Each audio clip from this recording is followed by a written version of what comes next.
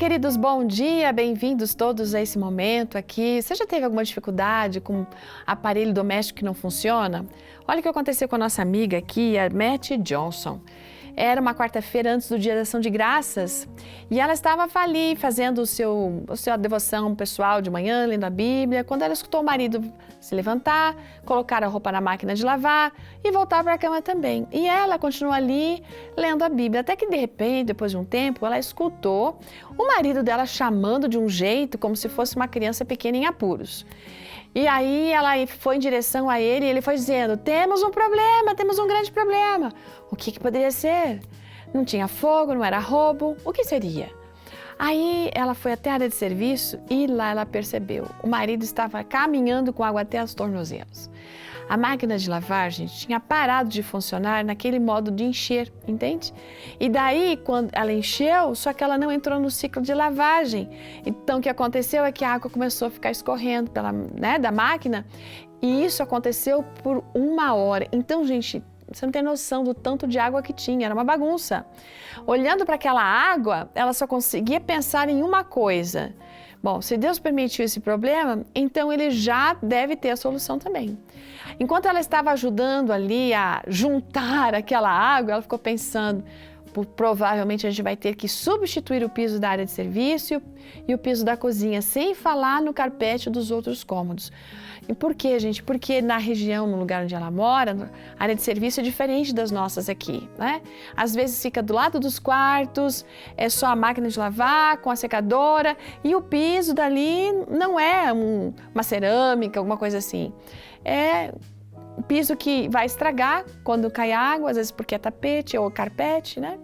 E essa troca do piso talvez fosse uma necessidade que eles teriam mais tarde, porque quando o tapete começa a secar, depois vem um cheiro, né?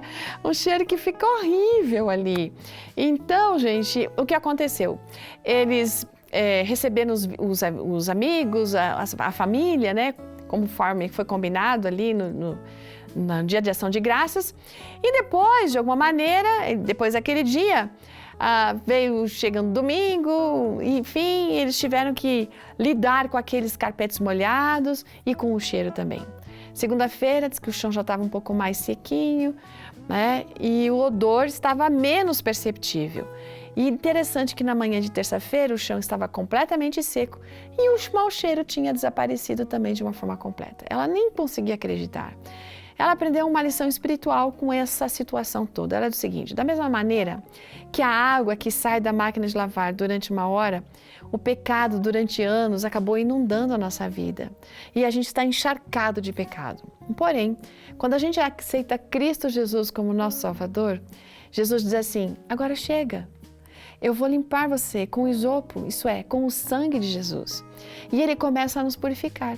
E quando a gente inicia essa caminhada com o Senhor, o mau cheiro do pecado ainda pode ser evidente até o dia que a gente percebe que ele finalmente vai diminuindo, até que vai chegar o dia que ele vai desaparecer completamente. E isso vai acontecer quando Jesus voltar.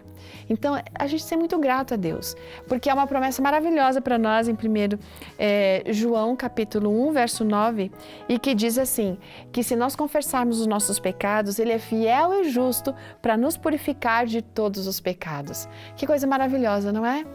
Bom, confessemos para ter essa purificação e saibamos que tudo aquilo que não é bom em nossa vida, colocado na mão de Deus, Ele pode segurar, Ele pode resolver, Ele pode nos ajudar. Ótimo dia, gente. Até amanhã.